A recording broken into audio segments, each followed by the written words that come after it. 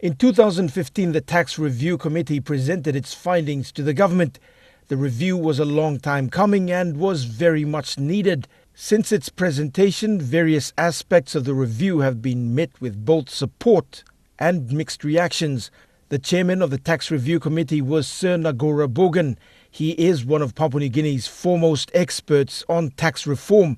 This week, he reiterated the need to implement the reforms, which include a diversification of the tax base. The tax system is struggling to keep pace with the way the country is going at the moment.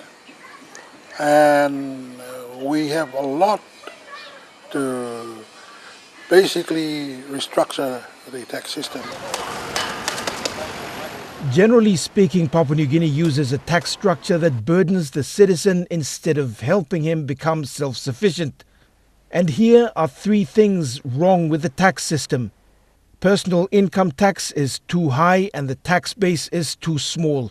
And this means that only 400,000 people in formal employment are taxed. 400,000 is how many jobs we have in the country.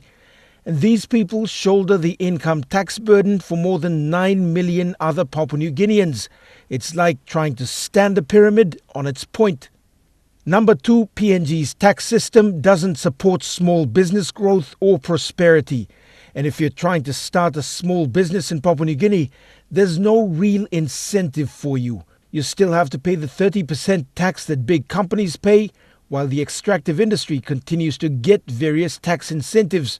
Number 3, we're not collecting enough from the extractive industry, and this means a lot of other industries have to shoulder the tax burden to cover for the shortfalls. What I recommended at the time was to de-risk from overdependence on the resource and extractive sector. To me, we can't put all our eggs into the resource and extractive sector.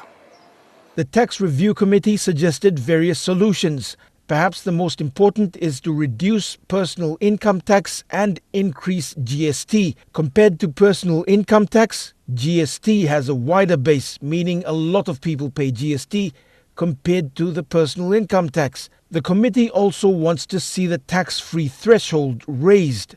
And this means if you earn up to 20,000 kina, you won't pay tax. But this remains a recommendation to government that is yet to be implemented. The committee also suggested an improvement in tax administration, which remains largely outdated and problematic. Scott Waide, National EMTV News, Lae.